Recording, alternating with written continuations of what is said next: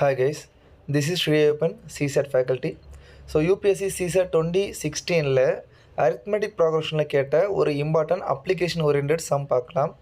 In a race, a competitor has to collect 6 apples which are kept in a straight line on a track.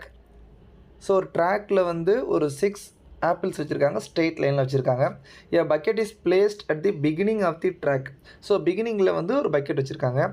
Which is a starting point. So ஒரு starting point இருக்குது, அதுலேருந்து 6 apples இருக்குது. 1 2 3 4 5 6 இந்த மாதிரி 6 apples இருக்குது. Okay, so the condition that the competitor can pick only 1 apple at a time, run back with it and drop it in the bucket. So இங்கே வந்து ஒரு பக்கெட் இருக்குது, சரியா? இதுதான் ஸ்டார்டிங் பாயிண்ட்டு. இங்கே வந்து ஒரு பக்கெட் இருக்குது. ஸோ இங்கேருந்து என்ன பண்ணணும், ஆப்பிள் எடுத்துகிட்டு வந்து இங்கே போடணும். ஓகே, ஸோ இங்கேருந்து இப்போ இங்கே வரணும், ரிட்டன் இங்கே வரணும். இந்த மாதிரி ஒவ்வொரு ஆப்பிளாக எடுக்கணும். He has to drop all the apples in the bucket. So இந்த மாதிரி 6 ஆப்பிளையுமே எடுக்கணும்.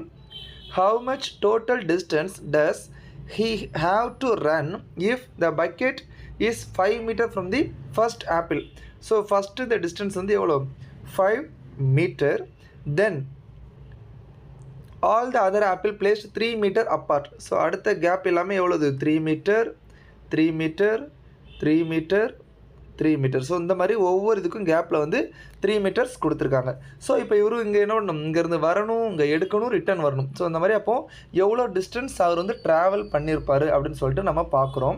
ஸோ நம்ம அரித்மெட்டிக் ப்ராக்ரஷன் அப்படின்னா காமன் டிஃப்ரென்ஸோடு இன்க்ரீஸ் ஆகிக்கிட்டே இருக்கணும், இல்லை டிக்ரீஸ் ஆகிட்டு இருக்கணும். ஸோ ஆல்டர்னேட்டிவ் ஆர் கன்சிக்யூட்டிவ் நம்பரோட டிஃப்ரென்ஸ் வந்து என்னவாக இருக்கணும், காமனாக இருக்கணும். ஸோ இதில் பாருங்கள், நம்ம நம்பர் சீரிஸ் ஃபார்ம் பண்ணுவோம். ஃபஸ்ட்டு நம்பர் 5 போட்டுக்கலாம்.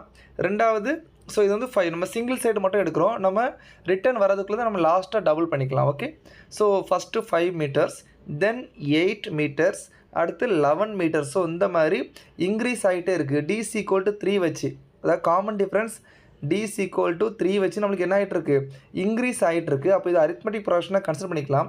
ஸோ ஃபஸ்ட்டு a அப்படிங்கிறது என்னது, 5. ஸோ லாஸ்ட்டாக n என்ன வருதுன்னு பாருங்கள், 5, அடுத்து 3 3 3 3 எல்லாத்தையும் கூட்டணும். 5 3s are 15, 15 + 5 20. ஸோ லாஸ்ட்டாக எதில் முடியுது, 20ல் முடியுது. ஸோ இதுதான் ஒரு அரித்மெட்டிக் ப்ராக்ரஷன் என்ன ஆகுது, ஒரு ஃபார்ம் ஆகுது. ஸோ நமக்கு தெரியும் sums equal to we know that average into number of term, average into number of term. So ஆவரேஜுக்கு என்ன சொல்கிறாங்க அப்படின்னா, ஃபஸ்ட்டு டேர்மையும் லாஸ்ட் டேர்மையும் கூட்டி 2ஆல் டிவைட் பண்ணால் போதும். ஸோ ரெண்டையும் கூட்டினா 25/2 இன்ட்டு நம்பர் ஆஃப் டைம் நம்மளுக்கு என்ன கொடுத்துருக்காங்க, 6 டைம்ஸ் இருக்குது, அப்போது 6.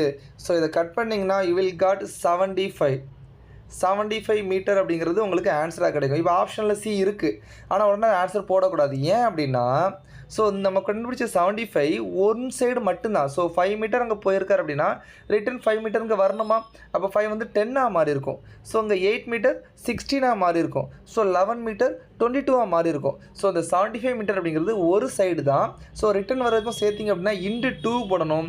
So answer will be option D, 150 அப்படிங்கிறது ஆன்சர். ஸோ இதை 2 வேலை சால்வ் பண்ணலாம். ஒன்று நீங்கள் வந்து 1 டைரெக்ஷன் மட்டும் எடுத்துகிட்டு டபுள் பண்ணியிருக்கலாம், இல்லை இனிஷியல் டைமில் இருந்தே 10, அதுக்கப்புறம் இந்த மாதிரி டாட் போட்டு ஃபைனல் நம்மளுக்கு 40 வந்திருக்குமா. ஸோ இந்த மாதிரி கொண்டு வந்து கூட நீங்கள் சால்வ் பண்ணியிருக்கலாம். Okay, thank you guys, all the best.